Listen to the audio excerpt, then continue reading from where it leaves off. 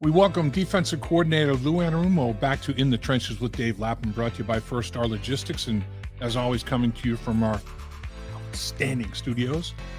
And Lou Anarumo, as we all know, is an outstanding defensive mind. Three things that his football team has to be and has to do. They have to be fast, they have to play smart, and they have to be physical. That is the blueprint for success for Lou Anarumo's defense. We talked to him about a lot of his players, about his schematic, about the upcoming schedule, about the fact that 15 of the 16 AFC quarterbacks, former first-round draft picks, Jimmy Garoppolo, a second-round pick. It is an unbelievable test to play in the AFC this year. It's talented, it's deep. Lou Anarumo is looking forward to the challenge.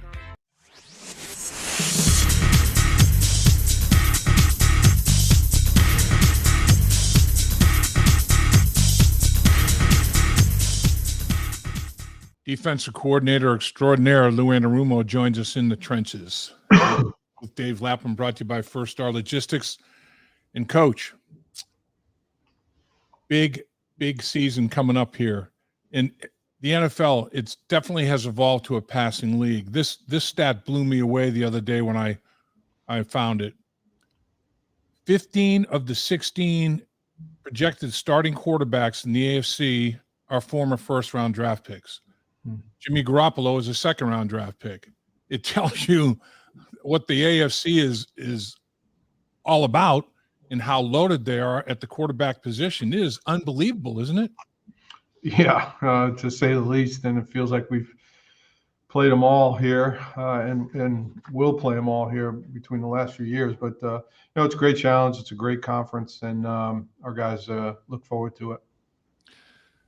So when you're preparing in the off season for something like that, I mean, are you like, all right, we're going to do a few things. We're going to do a few things really well.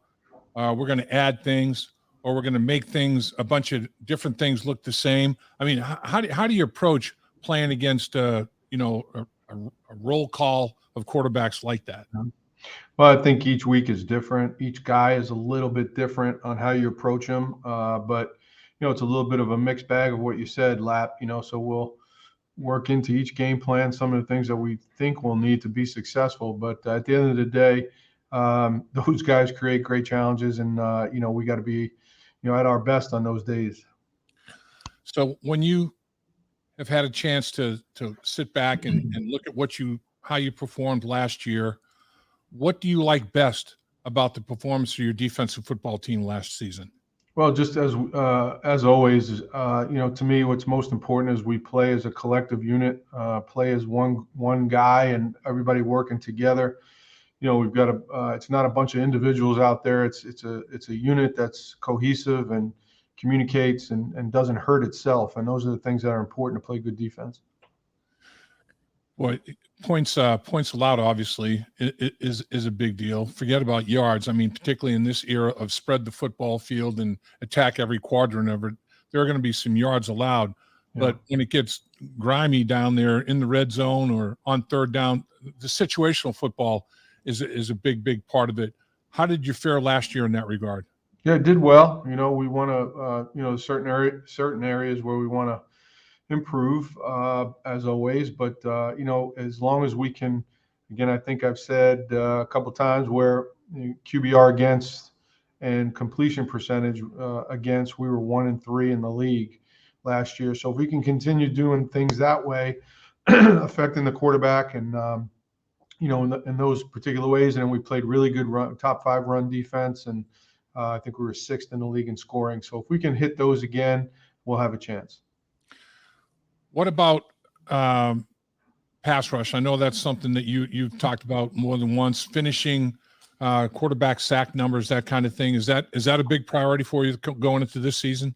Yeah, I think if you would ask our players, they would be a little bit frustrated just because of what you just said. The part where we're there and we just don't finish properly, or a guy's out of position. But again, those guys affected the quarterback and got him off the spot more than most, and that's what added or help added to the completion percentage and the QBR and all those things that ultimately decide how the quarterback plays. So nobody is sleeping on the Cincinnati Bengals anymore. Players are fully aware of that. You don't have to address that part of it. Is it easier to get the players' attention, or is it harder to get the players' attention after you've had success? I just think I think with our group, they're well aware of their surroundings. They're not oblivious to where how people talk about us and how they approach us. I think, but we still have that chip on our shoulder because we haven't really achieved the goal that we all want. So, we have played well and we've gotten to the biggest game a couple years ago and a few points away last year, but we haven't gotten there and won, and that's the goal. So we've talked about this many times. Your backbone, DNA, whatever you want to call it, of your football experiences has been in the back end. As a player, as a coach breaking in, and this year with the additional talent, guys have moved on. Other guys have come to the organization.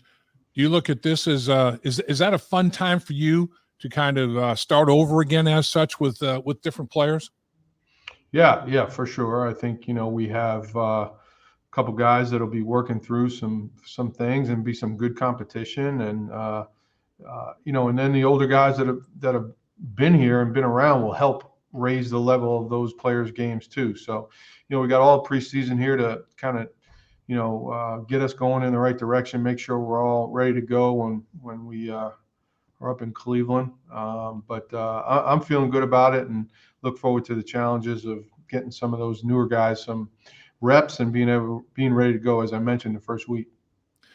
3 guys were put on the physically unable to perform list at this point. Cheeto being one of those. Not a big shock, obviously, at this point, but he was pretty steadfast during the offseason that he thought he would make the opener. Is he still tracking in that direction as far as you know, Coach? We'll see. You know how it is. Yeah. He's had a great spring and a great off season here, so he's feeling great, and we'll just see, what the time is. We want to make sure he's healthy and ready to go and be at his best for the season. That's what's important. So if we can I pick some players, and you give me a couple of things. It's a little game, couple of things that you like about him that he does best. Ex-player, whatever that player may be. Can we do that with a few players, Coach? Sure. All right. Let's start up front. Let's start with Sam Hubbard. I mean, how many things you want me to say? Give me a couple of highlights, Coach. Couple of things on each guy. Okay. Sam is, kind of as you mentioned, he's one of the core guys of our group. He's been here since the beginning. And I don't know how he walks by me every day in the meeting room, and just a phenomenal team player, ultimate team guy. Love him to death. DJ Reader. Best at his position in the league. Wow. That's a statement there, Coach. Really like that one. Logan Wilson. Very multiple, very talented player. Can do a bunch of different things. Smart, sees things. Good tackler, can run, can cover. Good blitzer. Talented guy. I love him. Jermaine Pratt. Is like having a coach on the field. Super, super, super smart. Strong human being. Is a very good tackler, very aware football player, aware of the ball constantly, gets the ball out, and makes the people around him better. Mike Hilton. Dynamic in the slot. Wow. How about that? Dynamic. I like that, Coach. I like everything about that. How about Cam Taylor-Britt? Young and growing. Right. Any teenager, there's going to be some bumps in the road along the way. If you're raising a teenager, We all know how that goes, but Right. he's really progressing, and hopefully he'll pick up where he left off and continue to head in the right direction. But Cam has really shown some things that we really like. So what you've seen in the OTAs and the mini camps and that sort of thing in the off season, how do you feel about the potential of your back end, the new additions at the safety position, whether by free agency or draft, and what you have on the edge at corner? Feel good. I mean, we've got talented guys, and through the draft and through free agency, as you mentioned. So now it's just a matter of putting it all together, and getting back out there and just showing. Really, if when Cheeto's back up and running, you can look at it as we've got 9 guys back that have played, and then we're replacing really 10. Dax did play some last year for us, so we replaced those 2 spots at safety.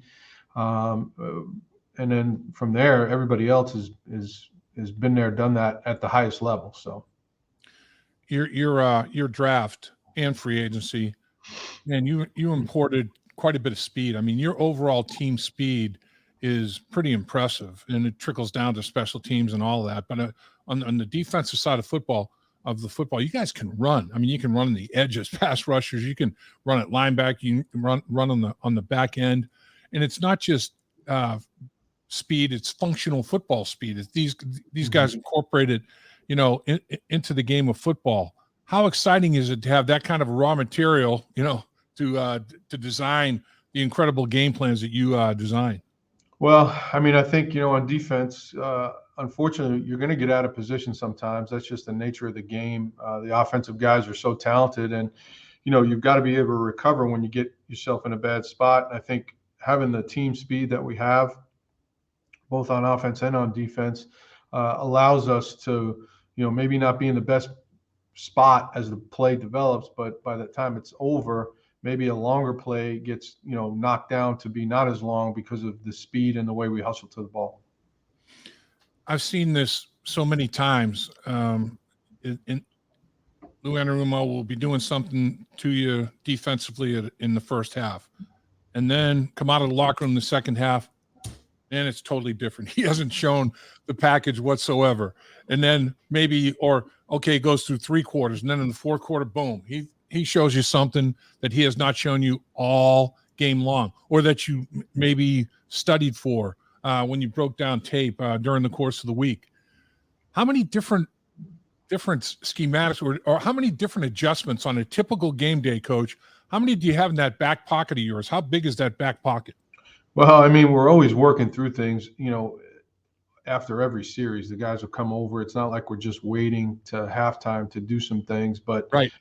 We do have more time there to sit down and talk to the guys for sure. But, it may be something small, little tweak that to us, but it appears to be a little bit bigger to the offense. And that's what we try to do. We try not to confuse ourselves. We do things that can affect the offense, but by the same token, doesn't put a whole lot of burden on our guys during the game. So it depends week to week, but obviously that's the goal, and is to keep those guys off balance, and just don't let them know what pitch is coming. Just try to keep them uneasy at the plate, if you would. So when you have like offensive, when we had a great player, we would kind of disguise how we're going to use that guy, but he would definitely have strengths in terms of whatever routes he ran or whatever the case may be, but we might get to it a bunch of different ways. If you've got like an outstanding pass rusher or a great cover guy, do you do the same type of thing? Do you like disguise the way you ultimately get to this guy is going to do this? It may look different. We may get to it in different ways, but when push comes to shove, I've got this guy doing what he does best. Yeah, that's obviously what we're trying to do is maximize the guys' strengths and minimize their weaknesses. And you take a look at we mentioned Mike Hilton before, and everybody's aware that he's gonna blitz off the slot. That's happening, but he may show like he's blitzing and then come out of it. He may not show like he's blitzing and blitz, and just something as simple as that can really throw the quarterback off, and it forces the quarterback into certain checks. There was a game last year where the quarterback pointed out the slot's blitzing. he blitzed, but the offensive tackle didn't get the check, and it was a TFL for Mike. So, it could be as simple as that, where he's just showing something what he's not doing, and I'm just using him as an example. But those are the type of things that we try to maximize our guys. So you try to basically maximize the communication that the offense has to do, because at some point in time that could break down. The more they have to communicate, the more chance for making an error. Well, especially here at home, when our Yep. crowd does such a great job of keeping the offense, forcing them to really be great with their communication. And we use that. We talk to our guys about doing certain things when we're on the road, so that because we can hear each other on defense, or as opposed to when we're home, where we can't necessarily hear each other, but the offense can't either. So we certainly try to use that to our advantage. When you get up, Coach, in front of the team, and some guys have been there now for a few years with you, but the new guys that have come in either through free agency or the draft, you basically address them early on. This is what a Lou Anarumo defense, these are my expectations. This is what I look for. Do you have basically a checklist of things that you want to impart to your players, or do you just have them to yourself and coach it and take care of it in that way? Yeah, I mean, me. I don't talk about me or what I do. It's about what we do and what we do here with the Bengals. And we got a great staff, as you know, and so it's about what we do, what we do as a collective group. So when we talked about this is how we play defense here, and these are some of the key things that have to be done in order for us to play winning football. And it's not complicated, but it's not easy. So we got to make sure that we stay on top of that. But yeah, the veterans help with that for sure, and the coaches and myself, we hammer those things home. So when all is said and done, when people look and watch your defense, what are a couple of things? My defense is this and this. I mean, all my great defenses did this and did this. What's the common denominator there, Coach? Smart, fast, physical. Those kind of three things really. You don't want to be a defense that beats yourself. You want the offense to come away saying these guys are in the right positions. They play smart football. They're aware. They play fast. They're relentless. And then again, we're a physical group, because as we all know, in the AFC North, you better be. Man, I'm telling you, the AFC North, people are saying, oh, the AFC East, that division. I think the AFC North is top to bottom the most competitive and toughest division in all of football. I mean, I'm not saying others aren't close, but I would give the nod to the AFC North. And like I said, the AFC in general, I mean, man, it's a gauntlet. Imperative to get off to a quick start then, Coach, isn't it? Because you got Cleveland on the road and Baltimore at home. You get, you face two of your division's finest right away. Yeah, for sure. Anytime you're playing division games, that's paramount, and stacking those wins. But going on the road up at Cleveland game one is never easy. And then Baltimore, I feel like we played them 15 times last year, and we'll get them right back here in week 2. So always a challenge. Great players, Lamar and that group that they have. So it's every week we'll have to be at our best, as always. Telling you, Coach, around the league, people that I can trust and have talked to for a lot of years, they all say, Cincinnati Bengals, they have a very, very formidable defensive football team. I mean, you're in for you better bring your lunch pail, because you're in for a full day's work when you go against the Cincinnati Bengals defensive football team. And that's a tribute to you and your ability to teach and your ability to coach. I really appreciate you, Coach. Appreciate it, Lap. Thank you. Thanks for carving time. I know camp is underway. Yeah, here we go. Gotta love it, Coach. We do. It's off and running. Have a great one, sir. See you guys. Talk soon. Dave Lapham here, and every day I am grateful for my experience to have played professional football. As a player, I realized self-motivation, leadership, and appreciating your teammates are key. At First Star Logistics, you can use those same attributes to create the life you want for you and your family. Build your future by working hard like I did. You'll see results both on and off the field. Call First Star Logistics today and be part of our winning team. Opportunity knocking.